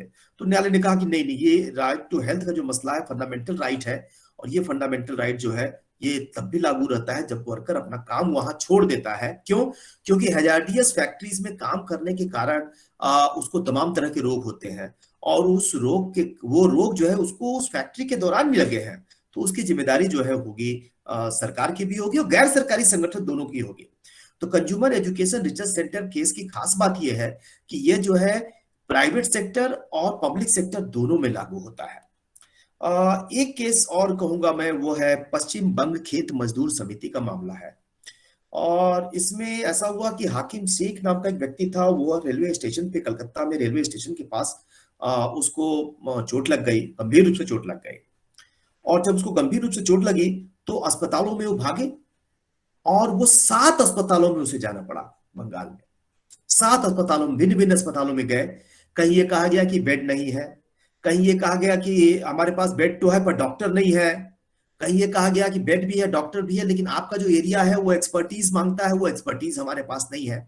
और इस प्रकार 16 घंटे का समय बीत गया, और 16 घंटे के समय बीतने के बाद अल्टीमेटली उसको एक प्राइवेट अस्पताल में जगह मिली, और प्राइवेट अस्पताल में उसको खर्च हुए। 2-3 मुद्दे थे। एक तो उसने कहा कि जो खर्चा हुआ है मेरा प्राइवेट अस्पताल में, यह देना पड़ेगा क्योंकि right to health fundamental right है। अब हम जानते हैं कि प्राइवेट सेक्टर में जब हम जाते हैं तो राज्य के विरुद्ध तो प्राइवेट ये अधिकार लागू होते हैं, मौलिक अधिकार, पर आमतौर पर प्राइवेट सेक्टर के विरुद्ध ये अधिकार लागू नहीं होते। और लेकिन सर्वोच्च न्यायालय ने एक अच्छी बात कही, और उसने कहा कि right to health fundamental right है, और उसका एक राइट था कि उसे सरकारी अस्पताल में भर्ती किया जाता, उसको ट्रीटमेंट मिलता। चूंकि सरकारी अस्पताल में जगह नहीं थी तो ये तो सरकार की फेलियर है, और इसलिए प्राइवेट सेक्टर में जो खर्चा उसको लगा है वह खर्चा सरकार को वापस करना होगा। तो ये एक ऐसा मतलब कि केस है जो केस जो है शायद बहुत कम उपयोग होता है, और इसलिए प्राइवेट सेक्टर में जब भी कोई गरीब व्यक्ति है वह अस्पताल में इलाज कराता है मजबूरी में, चूंकि वो गवर्नमेंट सेक्टर में जगह नहीं है या ठीक से इलाज नहीं हो पा रहा है, तो ऐसे मुझे लगता है कि पश्चिम बंग खेत मजदूर समिति से जो निर्णय आया है वह निर्णय यहाँ लागू किया जा सकता है उन सभी मामलों में, और सरकार से मांग की जा सकती है कि उनको वो कंपनसेट करे। क्यों? क्योंकि ये काम मुख्य रूप से सरकारी अस्पतालों का था जो वो नहीं कर पाए। दूसरा जो डायरेक्शन पश्चिम खेत मजदूर समिति का है वो डॉक्टरों के प्रति है, अस्पतालों के प्रति है। वो ये देखे, वो केवल ये ना कहे कि भाई हमारे पास जगह नहीं है, हमारे पास डॉक्टर नहीं है, हमारे पास दवाई नहीं है, हमारे पास जो है एक्सपर्टीज नहीं है, ठीक है। ये कोर्ट ने कहा कि ये उनकी जिम्मेदारी बनती है कि वो बताएं कि कहां पे है जगह है। ये देखिए 96 में ही सुप्रीम कोर्ट ने ये बात कही है। आज से लगभग लगभग समझिए कि जो है 25-26 साल पहले बात कही है कि ये जिम्मेदारी अस्पताल की बनती है कि अगर उनके पास जगह नहीं है तो वो स्वयं बताएं कि जगह किस अस्पताल में है। क्यों?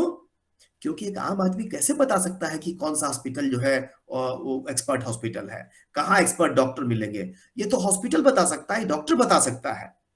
अगर हम इस बात को आज के संदर्भ में देखें तो पश्चिम बंग खेत मजदूर सभा या जो हाशिम शेख की जो रूलिंग आई है, ये रूलिंग इस कंटेक्स्ट में ज्यादा महत्वपूर्ण है कि आज के जमाने में जब इंटरनेट का जमाना है तो अस्पताल के पास ये आसानी से पता चल सकता है अस्पताल को कि कौन सा बेड कहाँ अवेलेबल है।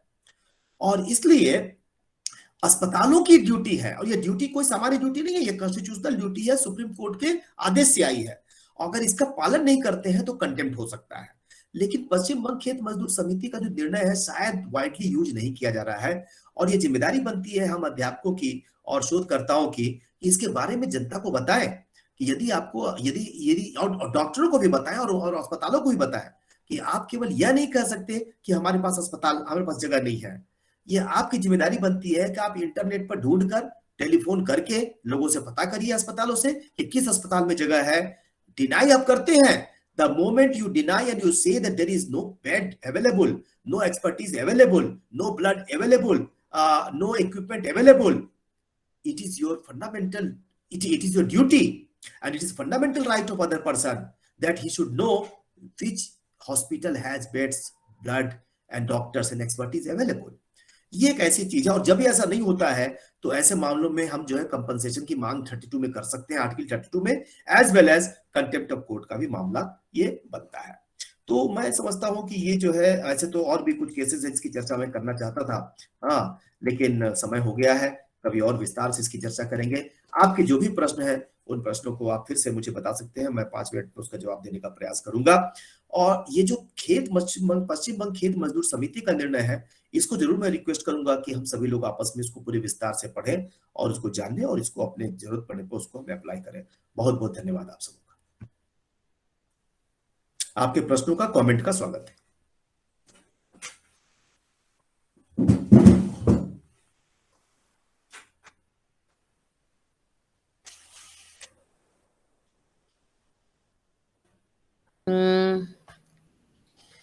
Any other question?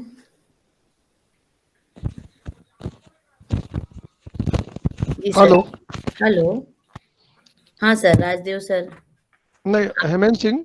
जी सर, जी सर। बस 1 मिनट लेंगे सर, क्योंकि काफी देर हो जाएगी फिर।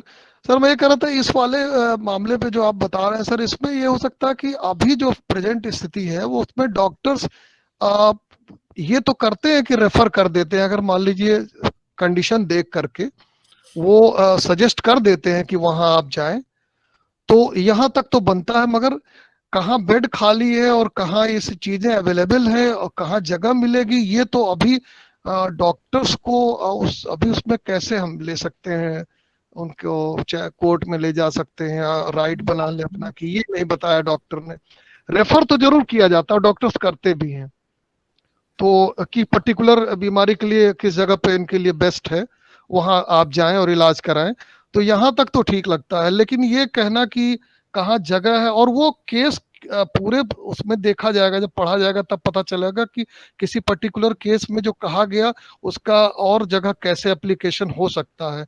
उसमें बहुत सी ऐसी चीजें हों जो पर्टिकुलर उस केस में मेंशन की गई हुई, हमें मालूम नहीं है सर, लेकिन ये जरूर है कि रेफर वाला मामला तो बनता है, ये तो है अभी, मगर ये तो नहीं बनता कि कहाँ जगह मिलेगी जहां आप जाएं और वहां रह सकें और रुक सकें और करें। ये तो मैं सहमत हूं आपकी बात से, लेकिन मेरा ये निवेदन है इसमें कि सर्वोच्च न्यायालय ने जो बात कही है उसमें तो उन्होंने यही बात कही है कि ये आपकी ड्यूटी बनती है कि आप ये पता करें कि कौन सा अस्पताल एक्सपर्ट अस्पताल है और कहाँ ये बेड खाली है, और आपने ऐसा प्रयास किया, ये आपके रिकॉर्ड में होना चाहिए कि आपने 4 जगह पूछा कि भैया क्या तुम्हारे यहाँ बेड खाली है कि नहीं। तो रेफर कर देना तो एक क्लरिकल काम है, आपने रेफर कर दिया, ये क्लरिकल काम है। हो सकता है कि थोड़ा नॉन क्लरिकल इसलिए हो क्योंकि आप ये कहें कि हाँ इस अस्पताल में चले जाइए, यहाँ ये एक्सपर्टाइज अवेलेबल है, लेकिन ये जो है ड्यूटी का अंत नहीं है, वास्तव में ये ड्यूटी की शुरुआत है। इसलिए कहा गया है, मैंने जजमेंट को 2-3 बार पढ़ा है, और अगर मैं सही हूं तो वहां कोर्ट ने बात कही है साफ साफ कि आप ये पता करेंगे कि आपकी ड्यूटी बनती है कि बेड जो है वहां खाली है कि नहीं, इस व्यक्ति की बजाय ये आप पता करके बताएंगे कि ये 4 जगह है, 5 जगह है, मैंने पता किया है और वहां पर ये बेड खाली है। अभी ये चीजें वास्तव में क्या है कि 1996 के आसपास तो टेलीफोन का जमाना था और टेलीफोन से आप पता कर सकते थे, ठीक है, लेकिन अब तो वो चीज कठिन नहीं है क्योंकि अब तो इंटरनेट का जमाना है, और इंटरनेट के जमाने में तो जो है आपको आप पता कर सकते हैं, टेलीफोन के साथ साथ इंटरनेट भी आ गया है। वास्तव में कुछ जगहों पर जब कोविड का समय था तो दिल्ली की सरकार ने और कई सरकारों ने एक ऐप भी जारी किया था जिस ऐप में बताते थे कि किस किस किस अस्पताल में बिस्तर खाली है। तो साइंस और टेक्नोलॉजी का यूज करके ये पता किया जा सकता है, और ये इसलिए जिम्मेदारी अगर कोर्ट ने दी है तो कोई, मुझे नहीं लगता कि गलत दी है या ये इम्प्रैक्टिकल है।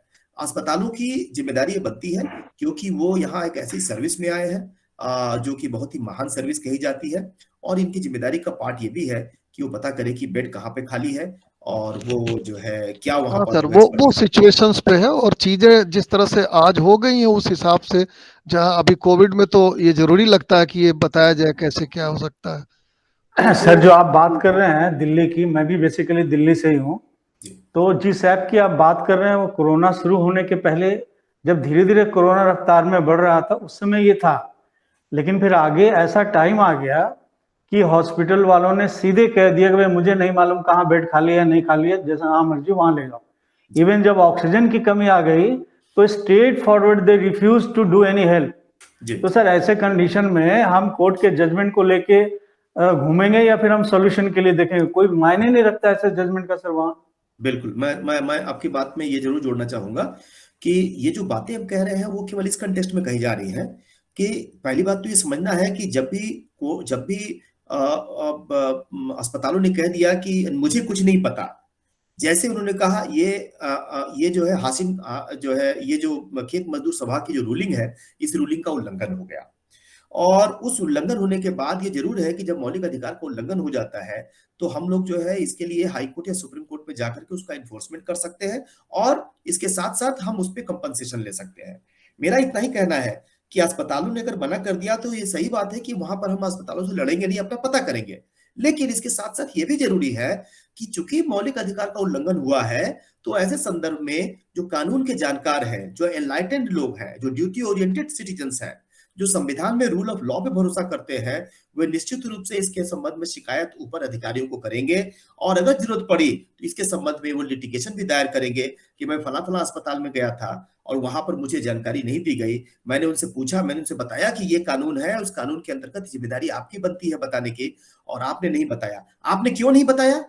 इसलिए नहीं बताया क्योंकि आपको इस पे कोई कॉमर्शियल बेनिफिट नहीं हो रहा था। ये एक रीजन है, मैं ये नहीं कह रहा हूं यही वो रीजन है। पहला रीजन तो यही है कि अगर आप बताएंगे तो आपको क्या कॉमर्शियल बेनिफिट है इससे, ठीक है, हम क्यों अपना पेन लें? और ये पेन लेने की बात नहीं है, ये तो एक कर्तव्य है जो कि सुप्रीम कोर्ट ने अपने आदेश के माध्यम से आर्टिकल 21 के निर्वचन में डाल दिया है। तो इसलिए ये कहना सही है कि जाकर के जल्दी से हमें कोई अस्पताल चाहिए, लेकिन जब मौलिक अधिकार का उल्लंघन हुआ हो तो बाद में हमें उसकी रेमेडी के लिए 226 और 32 में जरूर जाना चाहिए, और जब हम जाना शुरू कर देंगे तो अस्पतालों में से और डॉक्टरों और जो हेल्थ सेक्टर के लोग हैं उनकी जिम्मेदारी स्वयं में बढ़ेगी, और शायद चूंकि हम नहीं चाह रहे हैं और इसलिए भी वो लोग जो है इस संबंध में मतलब कि ऐसा कर रहे हैं, तो न्यायालय में जाकर के हमें ऐसा जरूर करना चाहिए। हम ट्विटर के माध्यम से जा सकते हैं, हम फेसबुक के माध्यम से इसको जो है इन चीजों को जनता की जानकारी में ला सकते हैं, लेकिन हमारा कहना है कि ये जो ड्यूटी है, फंडामेंटल ड्यूटी में भी हमारे यहाँ कहा गया है spirit of inquiry, reform and spirit of scientific temper, development of scientific temper की बात कही गई है। मैं समझता हूँ कि ये सब तीनों चीजें जो है हमारी जिम्मेदारी का भी पार्ट है। तो इस तरह ये रूलिंग जो है ये पाथ ब्रेकिंग हो सकती है, इस रूलिंग का शायद बहुत कम उपयोग किया गया है। जी, और कोई प्रश्न तो बता। मुझे लगता है मैं यही सेशन में सर मैं माफी चाहूंगी क्योंकि अब 3:40 हो गया है और 3:45 से नया सेशन स्टार्ट होना है। तो मैं सभी प्रतिभागियों से चाहूंगी कि अब वो क्वेश्चन ना करें, क्योंकि अगले रिसोर्स पर्सन आ जाएंगे, फिर थोड़ा सा आप लोग अजीब सा माहौल हो जाता है। सर मैं डॉक्टर अनुराग दीप सर का धन्यवाद इस बात से करना चाहूंगी कि सर लेक्चर तो बहुत होते हैं मगर समस्याओं की तरफ ध्यान कोई नहीं देता। आपके इस लेक्चर में जो हेल्थ की बात रखी गई और कॉन्स्टिट्यूशन में जो हेल्थ का जो प्रोविजंस को कॉन्स्टिट्यूशन से जोड़ते हुए जो समझाया गया, शायद इतना ध्यान से हम लोग भी कॉन्स्टिट्यूशन पे नजर नहीं रखते हैं। बहुत सारी ऐसी चीजें हैं, मेरे कुलीग्स हैं, हो सकता है मुझसे इस बात से नाराज भी हूँ। हम लॉ के टीचर हैं, जो लॉ के हैं, मैं स्पेशली उन्हीं के लिए कह रही हूँ, मगर हम भी ध्यान नहीं देते हैं। हमने यहाँ पे जो बात कही, हिमेन सर मेरे से इत्तेफाक रख सकते हैं कि डॉक्टरों की लायबिलिटी नहीं है। सर हम पढ़े हैं, हम एजुकेटेड हैं, हम लॉ के जानकार हैं। अगर हम ये कहेंगे कि लायबिलिटी डॉक्टरों की नहीं है, तो वो गरीब इंसान जिसके पास तो पैसा भी नहीं है और फैसिलिटी भी नहीं है, वो फिर किससे अपनी अधिकारों की मांग करेगा। तो मैं इस चीज को तो बिल्कुल नहीं मानूंगी हिमेन सर, सॉरी, मैं क्षमा चाहूंगी कि हम ये कह दें कि ये अनुचित है डॉक्टरों के लिए। सर मेरे हिसाब से मुझे ऐसा लगता है कि डॉक्टरों की लायबिलिटी है और डॉक्टरों का पूरा जो एक वो फ्रेमवर्क है, जो उनके यहाँ कहा जाता है कि वो मानव की सुरक्षा और संरक्षण का शपथ लेते हैं, तो उनकी दायित्व है कि वो उनको ऐसी चीजों तक पहुंचाएं, मुहैया कराएं, वो माध्यम मुहैया कराएं जिससे लोगों की जिंदगी की संरक्षण हो सके, सुरक्षा हो सके। और वो भगवान की तरह पूजे जाते हैं, तो वो भगवान की तरह रास्ता भी बताने वाले होने चाहिए। ये मेरा अपना एक नहीं सिंपल मैम, वो फंडामेंटल राइट्स का होना वो दूसरी चीज है, और ड्यूटीज और हमारी ह्यूमैनिटी के लिए जो हमारा वो है वो दूसरी चीज है। जी सर, वो बिल्कुल दूसरी आप चीज सही है। कहते जी हैं, जी। मैं फंडामेंटल राइट्स की नहीं और बात कर देखिए जो सर बता रहे हैं वो एक्टिविज्म का प्रभाव है, और एक्टिविज्म अगर ज्यादा है तो फ्यूचर में परिस्थितियों के बदलने के साथ वो होगा भी और अच्छा भी रहेगा। नहीं लेकिन सर, कहीं, नहीं हाँ, मैं कहीं कहीं सर पे मैं वो, जी, समय के बदलाव के साथ जो जुडिशरी उसको उस संदर्भ में देख के जब व्याख्या करती है तो वो अच्छा ही होगा। प्रोग्रेसिव व्याख्या इसी को कहते हैं कि हो सकता है अगला स्टेप ये आए कि उन्हें मजबूर होना पड़े कि ऐसा भी करें। ये शुरुआत हो सकती है, और नहीं सर, बिल्कुल उस केस सही को है। हम मान सकते हैं कि ऐसा है। मैं जी एज सोशल थिंकर के जी रूप में जी देख रही हूँ कि सामाजिक सोच के साथ हमें ऐसे बढ़ना जी जी पड़ेगा।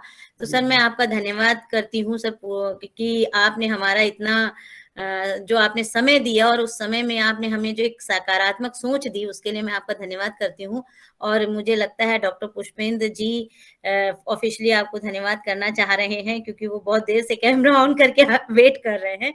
तो सर मैं अपने शब्द को यही सीमित करती हूँ, और पुष्पेंद्र जी आप वोट ऑफ थैंक्स दीजिए। Thank you madam. जैसे कि मैंने लेक्चर स्टार्ट होने से पहले ही कहा था कि ये लेक्चर माइलस्टोन होने वाला है, और सर को सुनने के बाद मुझे ऐसा लगा कि सर ने ऐसी कोई भी संवैधानिक प्रावधान जो शेष नहीं बचे हुए हैं जो सर ने नहीं कहा, और उनके पूरे व्याख्यान में एक एक चीज डिस्क्राइब करके बताया गया। और सर ने जो एक बहुत बारीक बात बोली है कि कोविड-19 के बाद स्वास्थ्य को छोटे स्तर पर नहीं सोचना चाहिए, और ये बाकी में है कि जो आज वर्तमान परिस्थिति में स्वास्थ्य को कोई हल्के रूप में नहीं ले रहा है, और स्वास्थ्य जो एक समस्या है, ग्लोबल समस्या जो वर्तमान परिस्थिति में है, तो ग्लोबल समस्या के रूप में प्रतिपादित हुई है, सबके सामने आया हुआ है ना। और दूसरी बात मैं ये कहना चाहता हूँ कि चूंकि ये क्रिटिकल स्टडी है, तो क्रिटिकल स्टडी में संवैधानिक प्रावधान के साथ चूंकि एक आम नागरिक और आम नागरिक के समय, बीमारी के समय हमने क्या झेला है, क्या देखा है, वास्तविक अध्ययन ये है कि हम सब सरकार पर प्रावधान बनाकर या नियम बनाकर समाज को संचालित नहीं कर सकते हैं। कुछ जिम्मेदारी समाज की भी है। अगर सर ने जैसे बताया कि अस्पतालों में बेड का इंटरनेट से, लेकिन अभी वर्तमान परिस्थिति में अगर जैसे 100 बेड हैं और 1000 लोग बीमार हैं, तो अस्पताल भी कुछ नहीं कर पाएगा और अराजकता हो रही थी। तो इन सब चुनौतियों से इन सब चुनौतियों से बचने के लिए समाज के जो लोग हैं उनकी ड्यूटी बनती थी कि वो स्वास्थ्य के संबंध में प्रिकॉशन अपनाएं, उन प्रिकॉशन जिससे सरकार को भी, जब तक जन सहयोग, कोई भी समस्या होगी, राइट सबके हैं, उन समस्याओं का समाधान करने के लिए व्यक्ति को खुद जागरूक होना चाहिए। तो सबसे बड़ी बात है जनसंख्या अधिक जो इंडिया के परिप्रेक्ष्य में इतनी अधिक जनसंख्या है, उसको इस तरह से बैलेंस करना बड़ा कठिन काम है। और मैं इन्हीं शब्दों के साथ अपने सर को आभारी हूं और प्रणाम करता हूं कि आपका सर लेक्चर बहुत अच्छा है और आपने गागर में सागर का काम आपके लेक्चर में रहा है। धन्यवाद सर। ठीक है रुचि जी, मैं साइड आउट कर रहा हूँ फिर। Sir thank you sir, thank you sir. Okay sir, मैं सभी पार्टिसिपेंट से उम्मीद करती हूँ कि अब